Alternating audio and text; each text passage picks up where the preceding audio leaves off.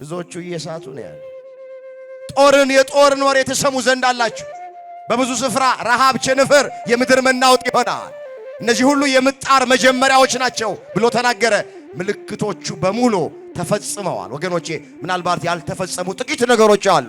666 አውሬው እሱ መምጣቱ ነው እንጂ የቀረው ሌሎቹ በመጽሐፍ ላይ የተጻፉት አብዛኞቹ ምልክቶች የመጨረሻው ዘመን ተፈጽመዋል። እንዳትዘናጉ። ስለዚህ ጌታ ትምህርቱን ሲጀምር ምን አለ? የእግዚአብሔር መንግሥት ዘመኑ ተፈጸመ፣ የእግዚአብሔር መንግሥተ ሰማያት ቀርባለችና አግቡ አለ። ለዛሬ እግዚአብሔር በሰጠን ጊዜና ሰዓት የምንማማርበት የትምህርታችን ርዕስ የሚሆነው የማይናወጥ መንግሥት እንወርሳለን የሚል ይሆናል። ይህንን በርዕስነት ያነሳነውን ኃይለ ቃል በመጽሐፍ ቅዱሳችን ላይ ተመዝግቦ የምናገኘው በዕብራውያን 12 ቁጥር 28 ላይ ነው። በዚህ ርዕስ ውስጥ አስቀድመን በርዕስነት ያነሳነውን ኃይለ ቃል ማን እንደተናገረው ባጭሩ እንመለከታለን። በሁለተኛ ደረጃ የማትናወጠዋ መንግሥት የትኛዋ ናት የሚለውን እናያለን። ሶስተኛና የመጨረሻ የማይናወጠውን መንግሥት ለመውረስ ምን እናድርግ የሚለውን ተመልክተን ለዛሬ ትምህርታችንን እንቋጨዋለን። እስኪ ድምፅ የሚሰማችሁ ሁላችሁም ከኔ ቀጥላችሁ በርዕስነት ያነሳነውን ኃይለ ቃል በህብረት ለመናገር ሁላችንም ራሳችንን እናዘጋጅ። የማይናወጥ መንግሥት በሉ እስኪ። እንወርሳለን። ምን እንላለን? ማን ያወርሰናል? እግዚአብሔር በዚህ ርዕስ ሁላችንን እንዲናገረን የሱ ቅዱስ ፈቃዶ ይሆነልን። ቃሉን በዚህ ስፍራ ላይ የተናገረው ሐዋርያው ቅዱስ ጳውሎስ ነው። የዕብራውያን መጽሐፍ ጸሐፊ ራሱ ቅዱስ ጳውሎስ ነው። ይህንን በምን እናውቃለን ያሉ እንደሆነ እዚህ ከምዕራፍ 1 ከፍ ብሎ ስትመለከቱ የሐዋርያው የጳውሎስ መልእክት ወደ ዕብራውያን ሰዎች ይላል። ስለዚህ አንዳንድ ሰዎች የዕብራውያን መጽሐፍ የተጻፈው በቅዱስ ጳውሎስ አይደለም ብለው ይናገራሉ፣ ከኛ ቤተ እምነት ውጭ ያሉ። ነገር ግን ራሱ መጽሐፉ ገላጭ ነው። መልእክቱን ሲጀምር ጸሐፊውን ገልጦታል። የሐዋርያው የጳውሎስ መልእክት። የማን መልእክት? የጳውሎስ መልእክት ወደ ዕብራውያን ይላል። ስለዚህ የዕብራውያን መጽሐፍ ጸሐፊው ማን ነው ተብለን ስንጠየቅ ጸሐፊው ራሱ ቅዱስ ጳውሎስ። እንግዲህ ቅዱስ ጳውሎስ ብዙ ጊዜ እንደሚተረክ የቀደመ ሕይወቱ ጥሩ ያልነበረ ሰው፣ ክርስቲያኖችን ያሳድድ የነበረ፣ የእግዚአብሔርን ቤተ መቅደስ ያሳድድ የነበረ፣ የወንጌል እንቅፋት የነበረ እንደሆነ በመጽሐፍ ቅዱስ ላይ ተመዝግቦልናል። በተለይ እሱ ራሱ በሃይማኖት ስለወለደው ለልጁ ለጢሞቴዎስ የቀደመ ማንነቱን እንዲህ አድርጎ ጽፎለታል። ለአገልግሎቱ ሾሞኝ ታማኝ አድርጎ ስለቆጠረኝ ኃይል የሰጠኝን ክርስቶስ ኢየሱስን አመሰግነዋለሁ። አስቀድሞ ግን ተሳዳቢ፣ አሳዳጅ፣ አንገላች ነበርኩኛል። ሳያፍርና ሳይፈራ ከመጠራቱ በፊት የነበረውን ማንነት ለጢሞቴዎስ ላከለት። ተቃዋሚ ነበርኩ፣ አሳዳጅ ነበርኩ፣ አንገላችም ነበርኩኝ አለ። ይህን ሁሉ የማደርገው ሳላውቅ ባለማመን ነበረ አለ። ኃጢአቱ ጽድቅ እየመሰለው፣ ጨለማው ብርሃን እየመሰለው፣ የሞቱ መንገድ የሕይወት መንገድ እየመሰለው በክፉ ጎዳና ይመላለስ ነበረ። ነገር ግን አለ ሳላውቅ ባለማመን ስላደረኩት ምሕረትን አገኘው። የጌታችንም ጸጋ በክርስቶስ ኢየሱስ ካሉት ከእምነትና ከፍቅር ጋር አብልጦ በዛ። ኃጢአተኞችን ሊያድን ክርስቶስ ኢየሱስ ወደ ዓለም መጣ የሚለው ቃል የታመነና ሁሉ እንዲቀበሉት የተገባ ነው። ከኃጢአተኞች ዋና እኔ ነኝ አለ። ከኃጢአተኞች ዋና የነበረ ሰው፣ ክርስቲያኖችን ያሳድድ የነበረ ሰው ደማስቆ በሚባል ስፍራ ላይ በመብረቅ ተመታና ወደቀ። ሳውል ሳውል ስለምን ታሳድደኛለህ? የመውጊያውን ብረት ብትቃወም ላንተ ይብስብሃል አለው። ጌታ ሆይ እኔ የማሳድድህ አንተ ማነህ አለው።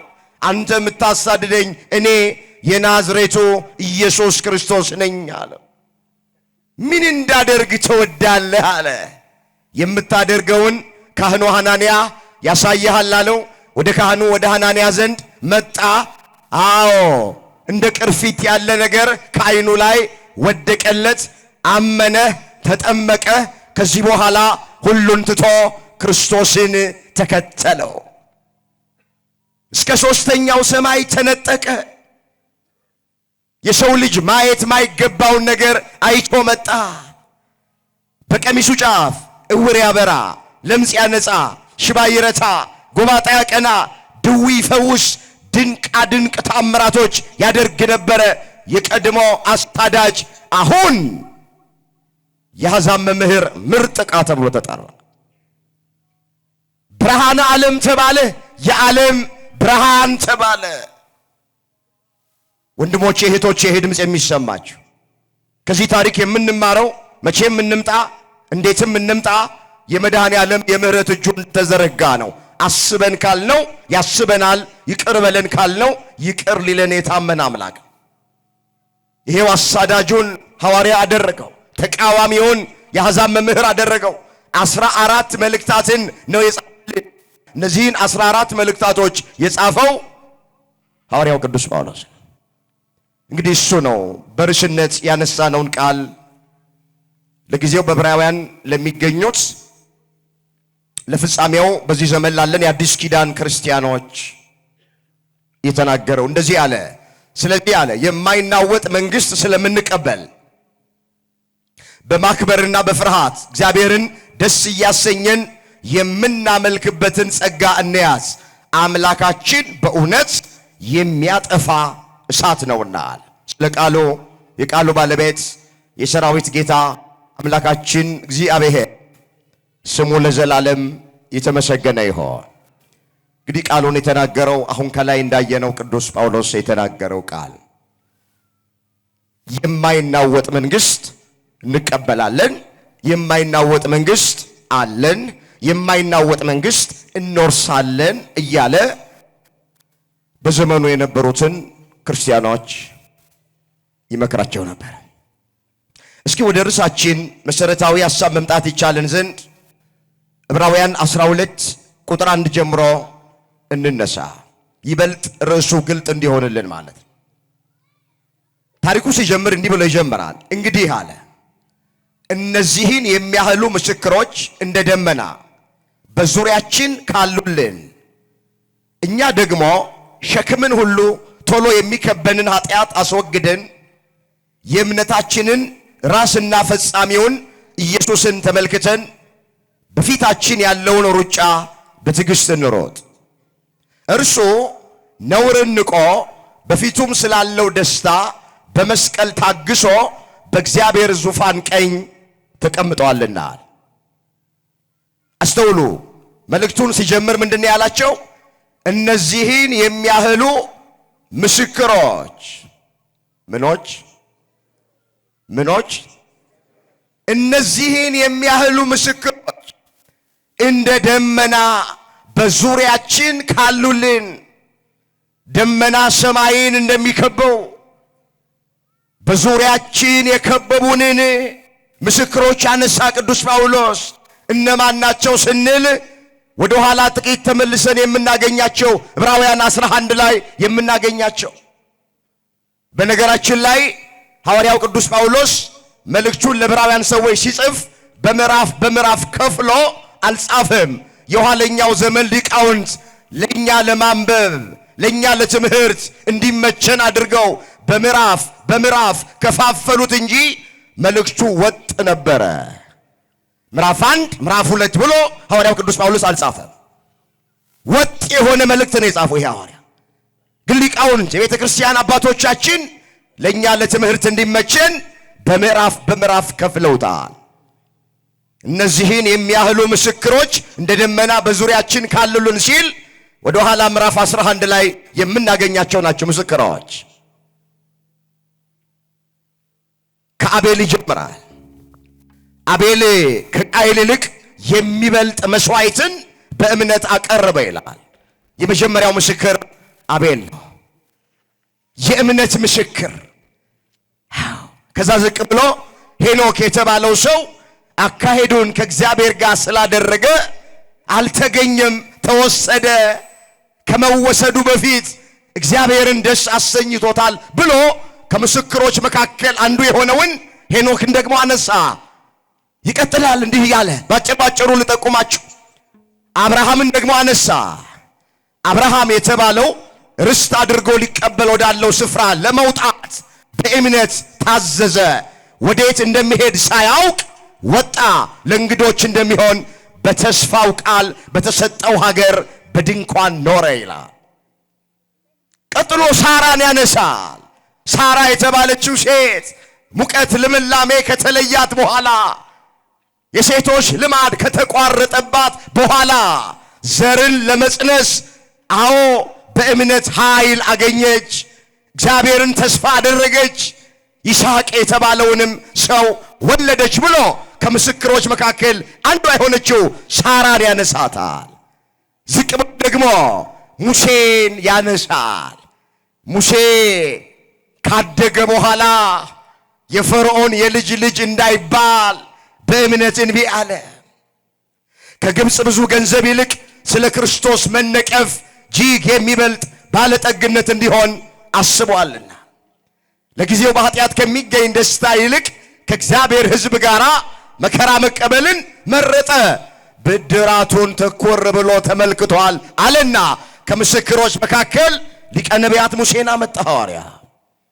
እንዲህ ይላል። ዝቅ ብሎ ደግሞ እንግዲህ ምን እንላለን?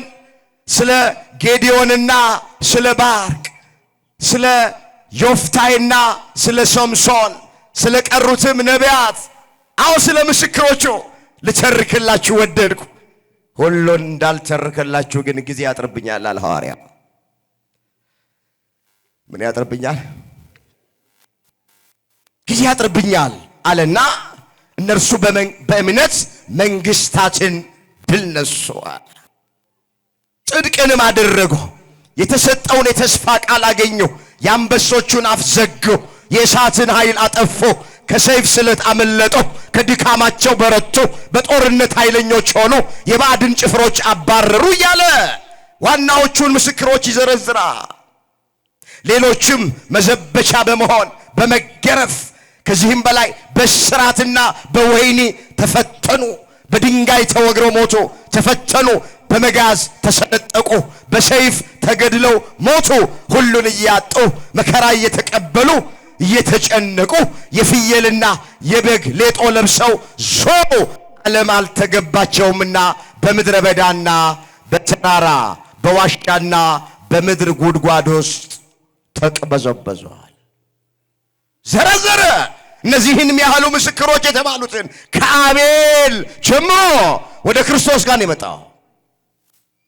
በብሉይ ኪዳን የነበሩትን ምስክሮች በደንብ አድርገው ለዕብራውያን ክርስቲያኖች ከነገራቸው በኋላ ወደ ክርስቶስ ጋር ነው የመጣው። እንመለስ ወደ ቀደመ ነገር።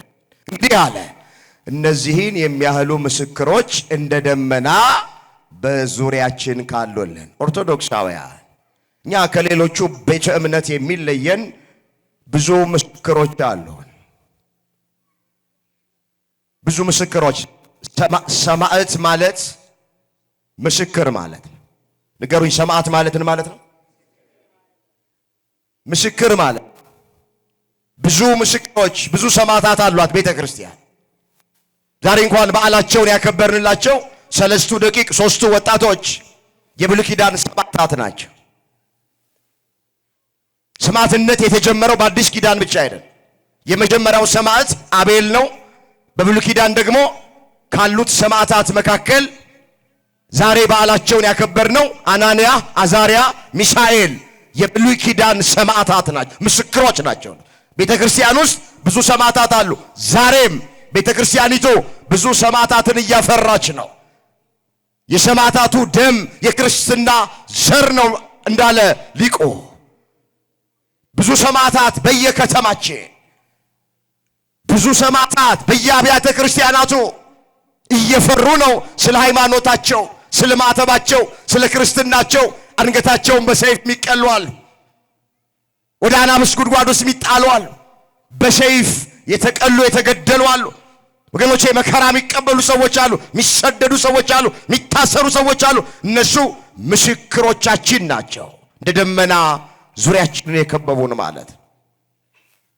ይሄን አመጣና እንግዲህ አለ እኛም ደግሞ አለ ሸክምን ሁሉ ቶሎ የሚከበንን ኃጢአት አስወግደናል፣ የእምነታችን ራስና ፈጻሚ የሆነውን ኢየሱስ ክርስቶስን እንመልከት አለ። እነዚህ ሁሉ ስለ እምነታችን ራስና ፈጻሚ ስለሆነው ስለ ኢየሱስ ክርስቶስ ምስክሮች የሆኑ ናቸው። በፊታችን ያለውን ሩጫ በትዕግስት እንሩጥ አለ። ከዛ ዝቅ ብሎ በነፍሳችሁ ዝላችሁ እንዳትደክሙ ከኃጢአተኞች በደረሰበት እንዲህ ባለ መቃወም የጸናውን አስቧል። የጸናውን ምን በሉ አስቡ። ኦርቶዶክሳውያን የደከመውን እንዳታስቡ፣ የጸኑትን ነው ማሰብ። የደከሙትን ካያችሁ ደክማላችሁ። ጀምረው ያቋረጡትን ካያችሁ ጀምራችሁ ታቋርጣላችሁ። ሩጫቸውን የጨረሱትን ነው ማየት ያለብን። እስከ መጨረሻው የሮጡትን ነው የምናየው። የጸኑትን ነው አስቡ የተባለ። እኛ አሁን ይሁዳን አንመለከትም፣ ጴጥሮስን ነው የምንመለከተው፣ ዮሐንስን ነው የምንመለከተው፣ ያዕቆብን ነው የምንመለከተው። የጸናውን አስቡ፣ ኢየሱስ ክርስቶስን አስቡ። ለምን? በነፍሳችሁ ዝላችሁ እንዳትደክሙ ከኃጢአተኛ በደረሰበት እንዲህ ባለ መቃወም የጸናውን አስቡ።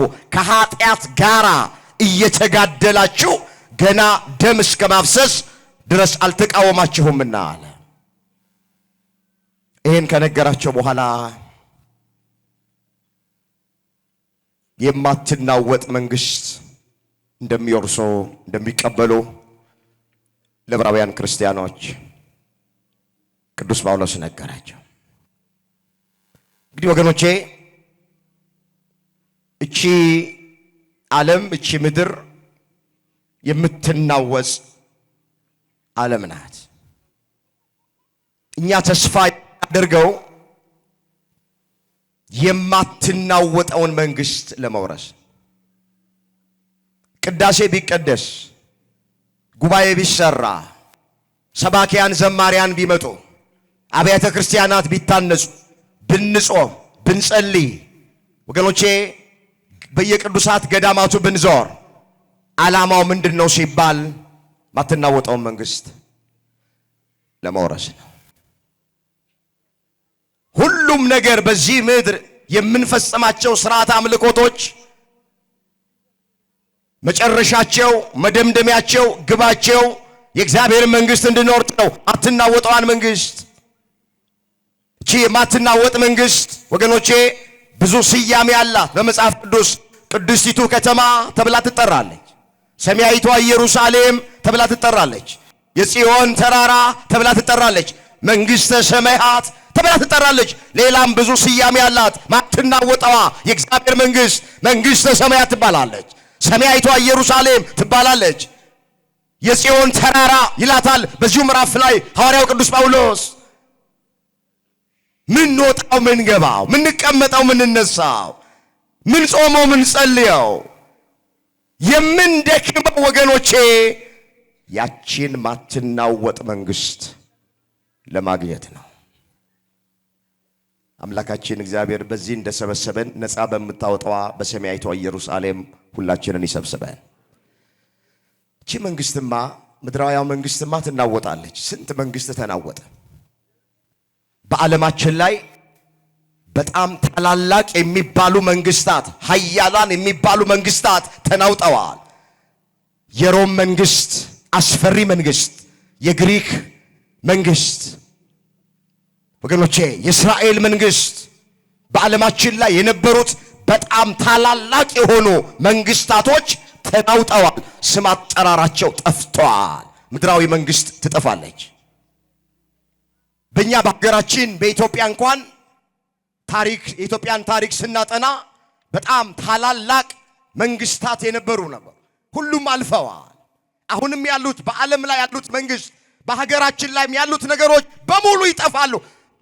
በምድር ያለው መንግስት የሚናወጥ መንግስት ነው። በምድር ያለው መንግስት የሚጠፋ መንግስት ነው። ጊዜያዊ ነው፣ ምድራዊ ነው፣ የሚጠፋ ነው። እኔ አሁን ስለሱ አይደለም ሰብካችሁ። እኔ የምሰብካችሁ እኔ የምነግራችሁ ስለማትናወጠው መንግስት ነው። ከገቡ መውጣት ካገኙ ማጣት ስለሌለባት መንግስት፣ ገፋኸኝ ገፋሽኝ ስለሌለባት መንግስት፣ ረሃብ፣ ጥም፣ ህመም ስለሌለባት መንግስት። ትናንት ሀብት የነበራቸው ሰዎች ዛሬ እንደሌላቸው ሆነዋል። ትናንት ንብረት የነበራቸው ሰዎች ዛሬ ንብረት እንደሌላቸው ሆነዋል። ትናንትና ወገኖቼ ለክብራቸው ይታጀቡ የነበሩ ሰዎች ዛሬ ለሐሳራቸው እየታጀቡ ነው። እንደነበረ የሚቆይ በዚህ ምድር ላይ ምንም ነገር የለም። እቺ መንግስት የምትናወጥ መንግስት ናት።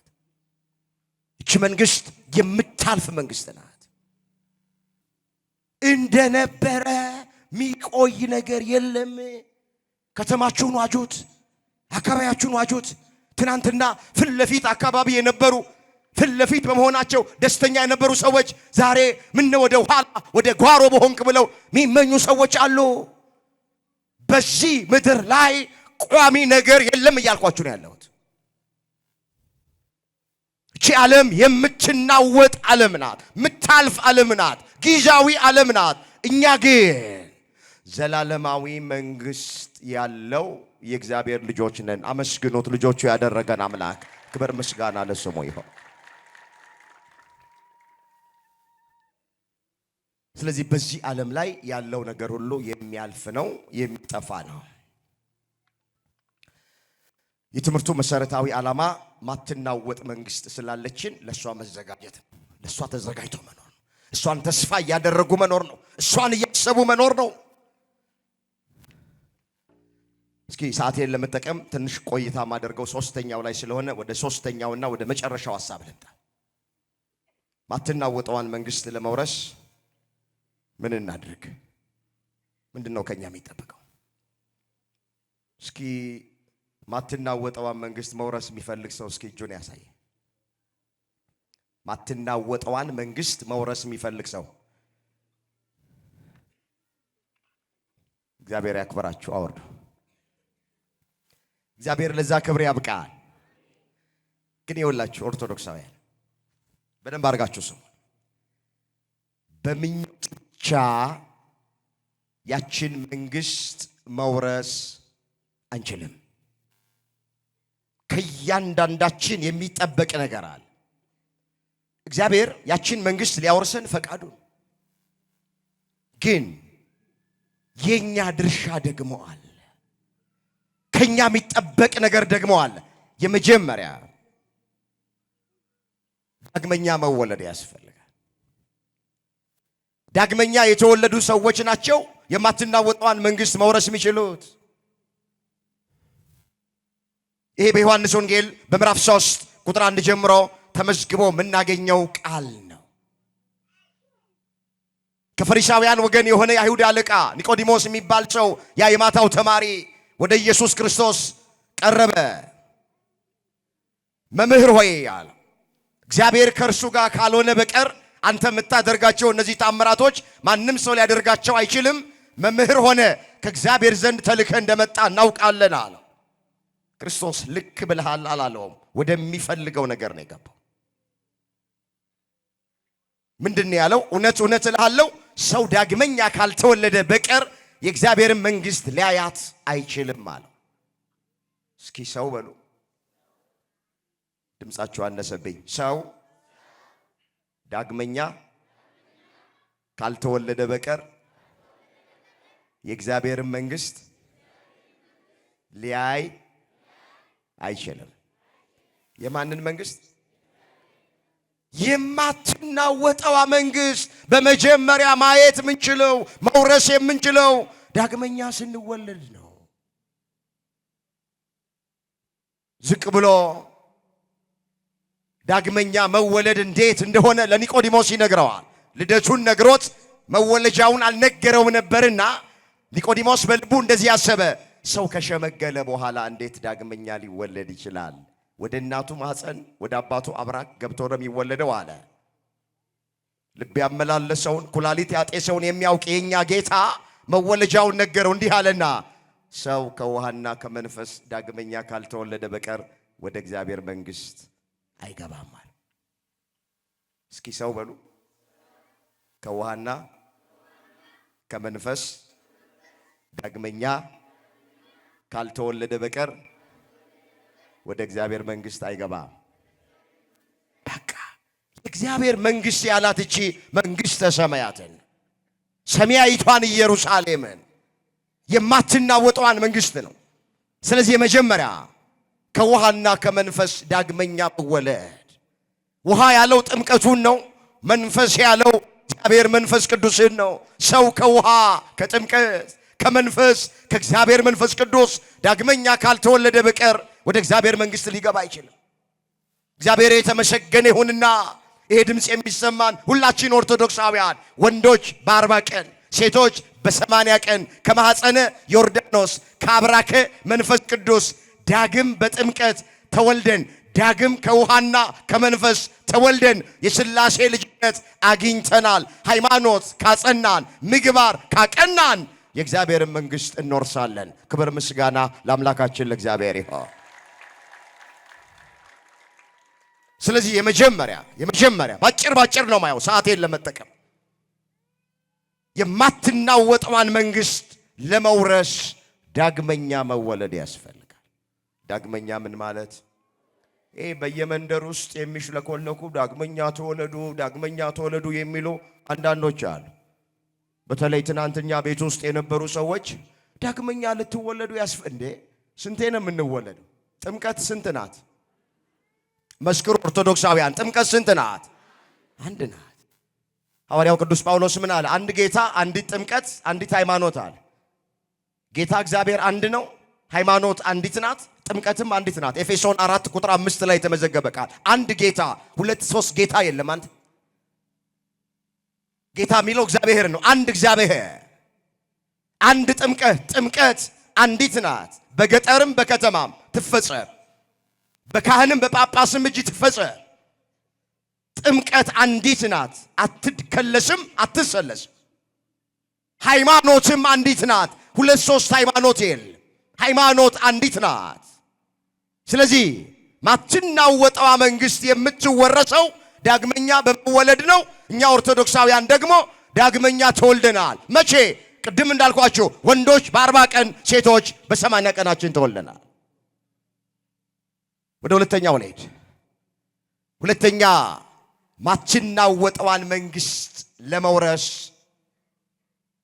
ንስሐ መግባት ያስፈልጋል። ምን ያስፈልጋል? ንስሐ።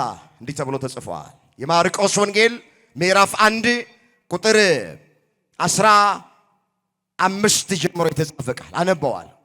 ዮሐንስም አልፎ ከተሰጠ በኋላ ኢየሱስ የእግዚአብሔርን መንግስት ወንጌል እየሰበከና ዘመኑ ተፈጸመ፣ የእግዚአብሔር መንግስት ቀርባለች፣ ንስሐ ግቡ፣ በወንጌል እመኑ እያለ ወደ ገሊላ መጣ ይላል። ቃሉን አስተውሉ። መጥምቀ መለኮት ቅዱስ ዮሐንስ መንገድ ጠራቂው የአዋጅ ቃል ነጋሪ የተባለ አዎ ስለ ኢየሱስ ክርስቶስ አስቀድሞ ያስተማረ ከኢየሱስ ክርስቶስ በፊት ቀድሞ የመጣ ኢየሱስ ክርስቶስን ለዓለም ያስተዋወቀ እሱ ተላልፎ ከተሰጠ በኋላ ጌታችን ኢየሱስ ክርስቶስ የእግዚአብሔርን መንግስት ወንጌል እየሰበከ እንዲህ ብሎ ያስተምር ጀመረ። ዘመኑ ተፈጸመ አለ። ዘመኑ ምን አለ? ወገኖቼ ወደድንም ተላንም አሁን ያለነው ባለቀ ዘመን ላይ ነው። እኔ ይገርመኛል። አንዳንድ ሰው 5 እና 10 ዓመት ያቀዳል። እዛ መድረሳችንን በምን እርግጠኞች ነን? ትንቢቱ እየተፈጸመ ምሳሌ እየደረሰ ነው። የመጨረሻው ዘመን ዋዜማ ላይ ያለ ተዘጋጅቶ መኖር ያስፈልጋል። ያው ምልክቶቹ እንደምታዩቸው ናቸው። በዓለም ላይ የምታዩቸው ምልክቶች፣ በሀገራችን በኢትዮጵያ የሚታዩ ምልክቶች፣ እዛ ማቴዎስ 24 ላይ የተጻፉ ምልክቶች በሙሉ እየተፈጸሙ ነው። ምንድን ያልተፈጸመው? ከጌታ መምጣት በስተቀር ምንድን ያልተፈጸመው? ትዝ ይላችኋል። ደቀ መዛሙርቱ ወደ ኢየሱስ ክርስቶስ ቀረቡና ንገረን፣ ይሄ መቼ ይሆናል? የመምጣትና ያለ መጨረሻ ምልክቱ ምንድነው አላቸው። የመጀመሪያው ምልክት ምንድን ያላቸው? ማንም እንዳያስታችሁ ተጠንቀቁ፣ ብዙዎች በስሜ ይመጣሉ፣ ብዙዎቹንም ያስቷቸዋል። ብዙዎቹ እየሳቱ ነው ያሉት። የጦርን ወሬ የተሰሙ ዘንድ አላችሁ። በብዙ ስፍራ ረሃብ፣ ቸነፈር፣ የምድር መናወጥ ይሆናል። እነዚህ ሁሉ የምጣር መጀመሪያዎች ናቸው ብሎ ተናገረ። ምልክቶቹ በሙሉ ተፈጽመዋል። ወገኖቼ ምናልባት ያልተፈጸሙ ጥቂት ነገሮች አሉ። 666 አውሬው እሱ መምጣቱ ነው እንጂ የቀረው ሌሎቹ በመጽሐፍ ላይ የተጻፉት አብዛኞቹ ምልክቶች የመጨረሻው ዘመን ተፈጽመዋል። እንዳትዘናጉ። ስለዚህ ጌታ ትምህርቱን ሲጀምር ምን አለ? የእግዚአብሔር መንግስት ዘመኑ ተፈጸመ፣ የእግዚአብሔር መንግስተ ሰማያት ቀርባለችና አገቡ አለ። ምን ግቡ አለ? የማን መንግስት ቀርባለች? የእግዚአብሔር መንግስት ቀርባለች። መንግስተ ሰማያት ለመውረስ ማትናወጠዋን መንግስት ለመውረስ ንስሐ መግባት፣ ተዘጋጅቶ መኖር። ስንቶቻችን ነው የተዘጋጀ ነው? እስኪም ይሄ ድምፅ የሚሰማን እኔም ራሴ ልይ እናንተም እስኪ ራሳችሁ ማን ነው ንስሐ የገባ? ወጣቶች የንስሐ አባት አላችሁ? የንስሐ አባት ያላችሁ ከንስሐ አባቶቻችሁ ጋር ትገናኛላችሁ?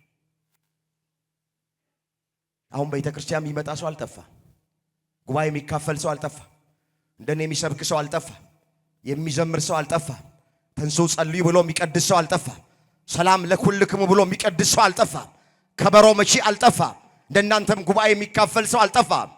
ነገር ግን ከብዙዎቻችን የጠፋው ንስሐ ግን አልገባንም። ወገኖቼ እኔ ይገርመኛል። ሰው እሞታለሁ ብሎ እድር ይገባል፣ እሞታለሁ ብሎ ግን ንስሐ አይገባም። እድር የሚገቡ ሰዎች እኮ እርግጠኛ ሆነው እድር የሚገቡት እንደሚሞቱ ስለሚያውቁ ነው። እድር ብቻ አይደለም፣ መቃብር ቤት የገዙ ሰዎች አሉ። እውነት ሐሰት አዶላ የለም እንዴ? አዲስ አበባ ብዙዎቹ ባለሀብቶች መቀበሪያቸውን ገዝተው ውድ የሆነ ቦታ 4 ኪሎ ስላሴ ምናምን ብትሄዱ፣ ሳሊተ ምሕረት ምናምን ብትሄዱ ውድ በሆነ ዋጋ መቀበሪያቸው ጉድጓዳቸውን ገዝተው ተቀምጠዋል። እንደሚሞቱ አምነው መቃብር ቤት ገዝተዋል። እንደሚሞቱ አምነው ብዙ ሰዎች ንስሐ ግን አልገቡም። በጣም ያሳዝናል ወገኖቼ። የእግዚአብሔርን መንግስት ለመውረስ ሁለተኛ የሚያስፈልገን ንስሐ መግባት። የምንሰበከው ቃሉን የምንሰማው ወንጌል የምናደምጥበት ዓላማ፣ ቤተ ክርስቲያን የምንመጣበት ዓላማ በቃ ኃጢአታችን በደላችንን በቃሉ መስታወትነት ተመልክተን ከወደቅንበት ኃጢአት በንስሐ ለመነሳት። ማን ነው ያልወደቀ ዛሬ? ማን ነው እግዚአብሔርን ያልበደለ? ማን ነው ኃጢአትን አልሰራሁም ብሎ በድፍረት መናገር የሚችል? በደላችን ይለያያል እንጂ ሁላችንም በደለኞች ነን። ኃጢአታችን ይለያያል እንጂ ሁላችንም ኃጢአተኞች ነን። መጽሐፍ እንደዚህ ይላል፣ ልቤን አነጻው ከኃጢአት ጠራው የሚል ከመካከላችሁ ማን ነው አለ። መጽሐፈ ምሳሌ ምዕራፍ 20 ቁጥር 9 ላይ ቃሉን አስተውሉት። ልቤን አነጻው ከኃጢአት ጠራው የሚል ማን ነው አለ። ማንም የለም። በድለናል ሁላችን። ይሄው የበደላችን ውጤት አገራችን ኢትዮጵያ እንዴት እንዳለች ምስክር ነው። የድፍረት ኃጢአት በዛ፣ መተላለፍ በዛ፣ አመጽ በዛ። በውስጥም ያለነው በውጭም ያሉት አመጽ በዛ፣ ኃጢአት በዛ። ስለዚህ እየተቀሰፍን ነው። መጽሐፍ ምን ይላል? ስለምን አመጽን እየጨመራችሁ ገና ትቀሰፋላችሁ አለ። ኢሳይያስ 1 ቁጥር 5 ላይ የተጻፈ ቃል። ስለምን አመጽን እየጨመራችሁ ገና ትቀሰፋላችሁ አለ። እኛ ኃጢአትን በጨመርን ቁጥር፣ እኛ አመጽን በጨመርን ቁጥር ወገኖቼ ፈተናውና መከራው የኑሮ ውድነቱና ረሃቡና ጦርነቱ እየጨመረ ይሄዳል። ስለዚህ ሁለተኛው ምን እናድርግ? ማትናወጠው መንግስት ለመውረስ ምን እናድርግ ሲባል ንስሐ እንግባ። ምንድነው ንስሐ ማለት? አሁን ብዙዎቻችን ንስሐ ድንጋይ የመፍለጥ ጉድጓድ የመቆፈር ከባድ ነገር የሚመስላቸው ሰዎች አሉ። ቤተክርስቲያን ያላስተማረችበት ጊዜ የለም። ይሄ ድምጽ የሚሰማችሁ የሁላችሁ ንስሐ ማለት አውቀን በድፍረት ሳናውቅ በስህተት የሰራነውን ኃጢአት ካህኑን ምስክር እግዚአብሔርን ዳኛ አድርጎ መናዘዝ ነው።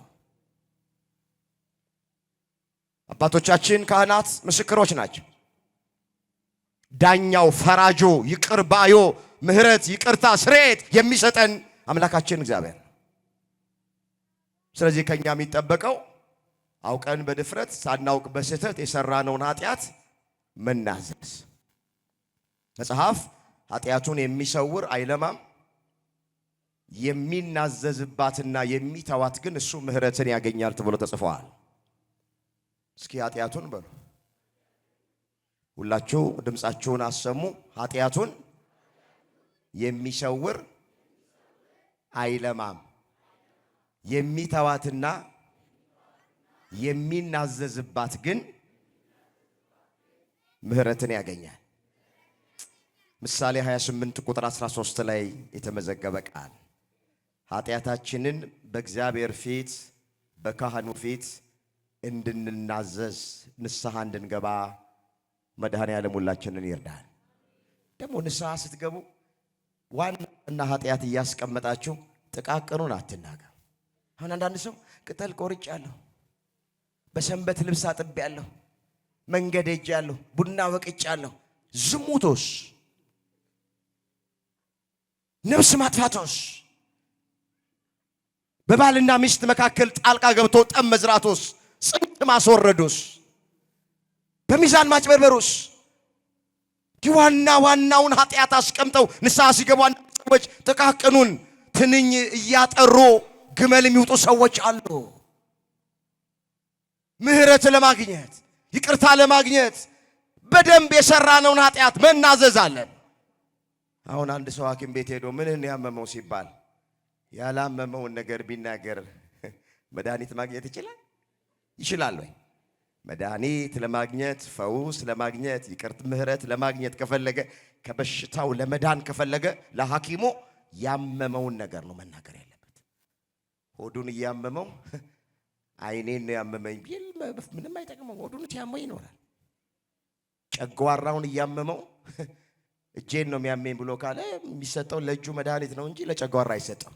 ስለዚህ ለኃጢአታችን ወጣቶች ይወላችሁ በደንብ አድርጋችሁ ስሙኝ፣ ይቅርታ ለማግኘት ከፈለግን በድፍረትም ያለማወቅም የሰራነውን ኃጢአት በአምላካችን በእግዚአብሔር ፊትና በንስሐ አባታችን ፊት ምስክር ናቸው እነሱ መናዘዝ። መጽሐፍ ኃጢአቱን የሚሰውር አይለማም፣ ሚናዘዝባትና የሚተዋት ግን ምህረት ያገኛል ነው የሚለው።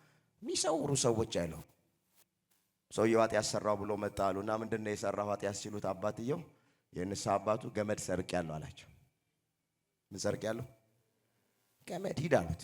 ተመልሶ መጣ በወሩ አባቴ ኃጢአት ሰርቻለሁ፣ ንስሐ መግባት እፈልጋለሁ። ምን አደረክ?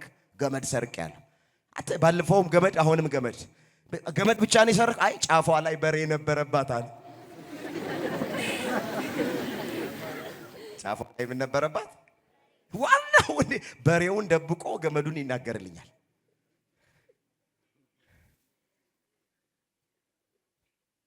ስለዚህ ይኸውላችሁ የእግዚአብሔርን መንግስት ለመውረስ ምንድነው የሚያስፈልገው? ሁለተኛ ስንል ንስሐ መግባት ነው። ንስሐችን ግን ኃጢአታችንን በመሰወር አይደለም፣ ኃጢአታችንን በመደበቅ አይደለም፣ በግልጥ ምህረትና ይቅርታ ለማግኘት መናዘዝ አለብን። ሁለተኛው ንስሐ ነው። ንስሐ ከገባን በኋላ የትኛውንም ኃጢአት ከተናዘዝን በኋላ ንስሐ ከገባንበት በኋላ እግዚአብሔር አይጠይቀንም። እግዚአብሔር ምን አይለንም? አቤት መጽሐፍ እንደዚህ ይላል። ይህን ተናገሬ ወደሚቀጥለው ይላል። ኃጢአተኛው ካደረጋት ኃጢአት ቢመለስ ፍርድና ቅንን ነገር ቢያደርግ ትእዛዜን ሁሉ ቢጠብቅ የበደለው በደል አይታሰብበትም፣ በሰራው ጽድቅ ለዘላለም በሕይወት ይኖራል። የሟቹን ሞት አልፈቅድም፣ ተመልሳችሁ በሕይወት ኑሮ። እስኪ አብረን እንበለው። ኃጢአተኛው በሉ እስኪ ሁላችሁ ተናገሩ። ኃጢአተኛው ካደረጋት ኃጢአት ቢመለስ ፍርድና ቅንን ነገር ቢያደርግ ትእዛዜን ሁሉ ቢጠብቅ የበደለው በደል አይታሰብበትም፣ በሰራው ጽድቅ ለዘላለም በሕይወት ይኖራል። የሟቹን ሞት አልፈቅድምና ተመልሳችሁ በሕይወት ኖሮ። በንስሐ ተመልሰን በሕይወተ ሥጋ በሕይወተ ነፍስ እንድንኖር አምላካችን እግዚአብሔር ሁላችንንም ይርዳን። ሕዝቅኤል 18 ቁጥር 21 ላይ የተመዘገበ የእግዚአብሔር ቃል ትንቢተ ሕዝቅኤል ምዕራፍ 18 ቁጥር 21። ወደሚቀጥለው እንሂድ። ሁለቱን አይተናቸው። የማትናወጠዋን መንግስት ለመውረስ መጀመሪያ ዳግመኛ መወለድ ያስፈልጋል ከውሃና ከመንፈስ። ሁለተኛ ንስሐ መግባት ያስፈልጋል። ዋና ዋናዎቹን ነው ማስታወሳቸው። ሶስተኛ ትዕግስት ያስፈልጋል። ምን ያስፈልጋል? ትዕግስት። ቅዱስ ጳውሎስ ትዕግስት እንደሚያስፈልግ በፊታችን ያለውን ሩጫ በትዕግስት እንሩጥ። ማትናወጠዋን መንግስት ለማግኘት ለመውረስ መታገስ። እግዚአብሔር የኢዮብን ትዕግስት ለሁላችንም ያድለን። አሁን ብዙዎቻችን ታውቃላችሁ ትዕግስት አልባዎች ነን። አንድ የመንግስት ቢሮ እንኳን ሄደን ጉዳይ ለማስፈጸም በትዕግስት ቆይተን ከሚመለከተው ሰው ጋር ተነጋግረን ጉዳያችንን ፈጽመን መምጣት ብዙዎቻችን አንችል። አሁኑኑ ካልተደረገልን፣ አሁኑኑ ካልተፈጸመልን፣ አሁኑኑ መልስ ካልተሰጠን ከአንደበታችን ክፉ ነገር ይወጣል። ትዕግስት አልባዎች ነን ብዙዎቻችን። ስለዚህ ማትናወጠዋ መንግስት በሶስተኛ ደረጃ የምትገኘው በትዕግስት ነው። በፊታችሁ ያለውን ሩጫ በትዕግስት ሩጡ።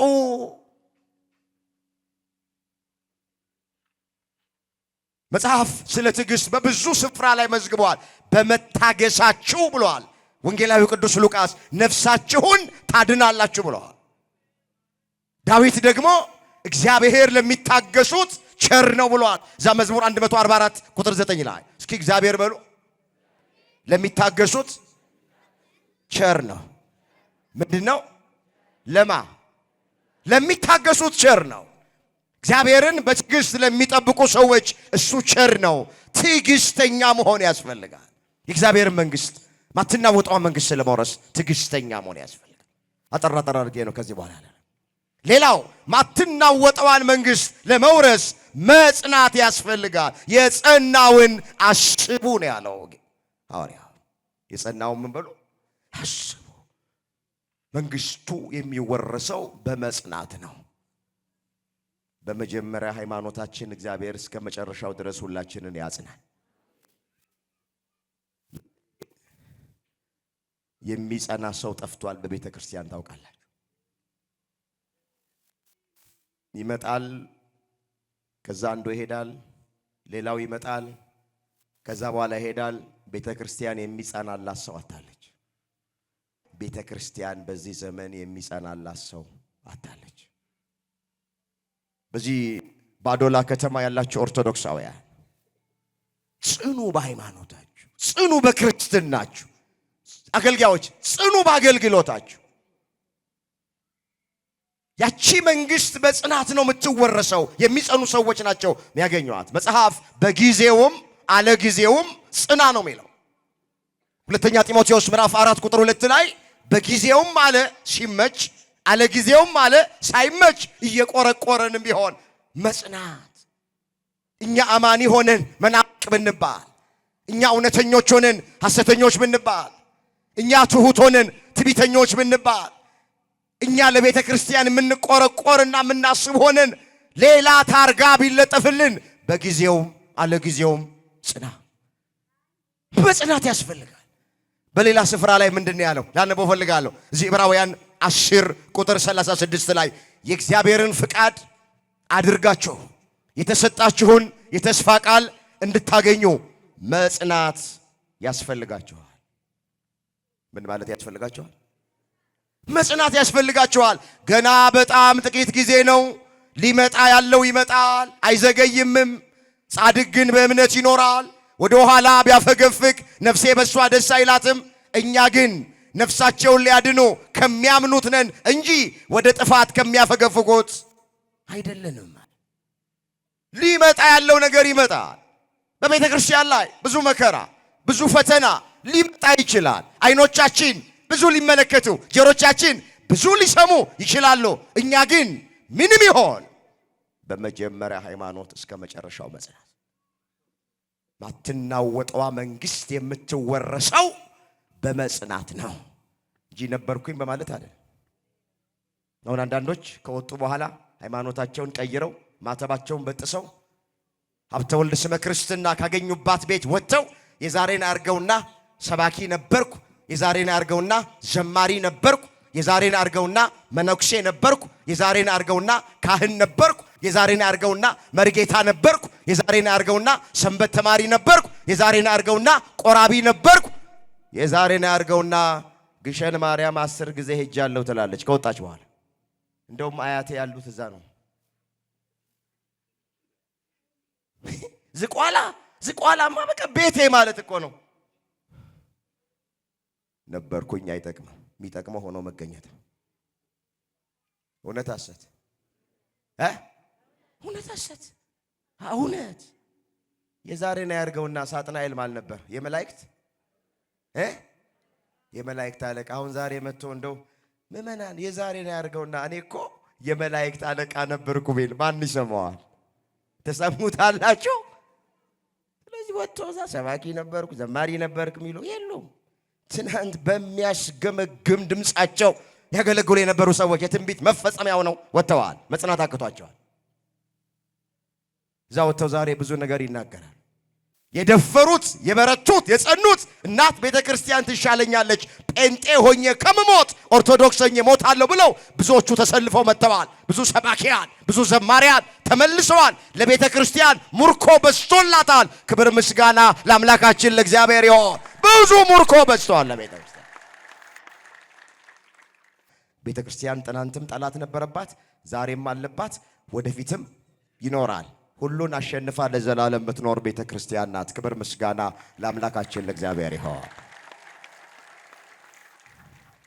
ስለዚህ ይሄ ድምጽ የሚሰማችሁ በዚህ ከተማ ያላችሁ ወንድሞቼ፣ እህቶቼ፣ እናቶቼ፣ አባቶቼ በሃይማኖታችሁ ጽኑ።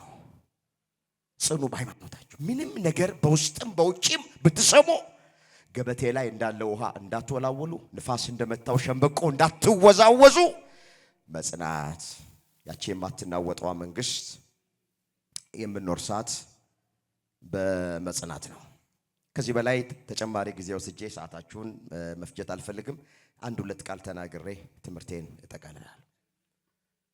እንግዲህ እዚህ ምድር ላይ በጣም አጭር ጊዜ እግረ መንገድ ነው የምንኖረው። የዘላለም መኖሪያችን እግዚአብሔር ነው። ሀገራችንም በሰማይ ነው። ሀገራችን የት ነው?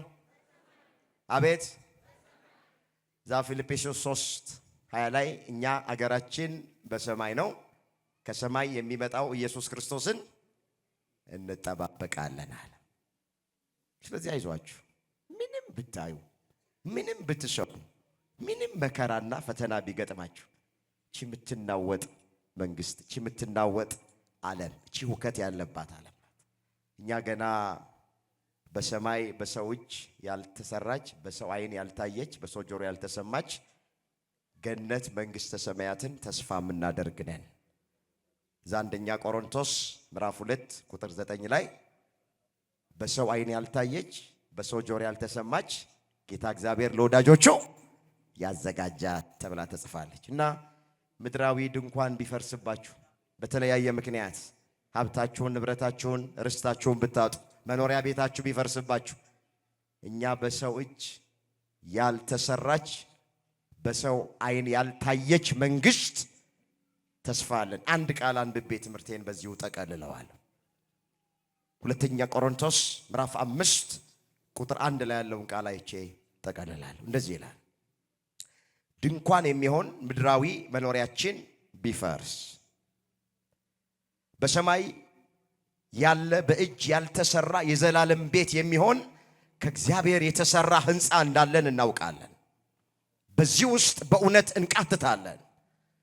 ከሰማይ የሚሆነው መኖሪያችንን እንደለበስን በእውነት የሚሞተው ሕይወታችን ይዋዝ ዘንድ ልንለብስ እንጂ ልንገፈፍ የማንወድ ስለሆንን በድንኳኑ ያለን እኛ ከብዶን እንቃትታለን። ነገር ግን ለዚህ የሰራን እግዚአብሔር ነው፣ እሱም የመንፈሱን መያዣ ሰጠናል።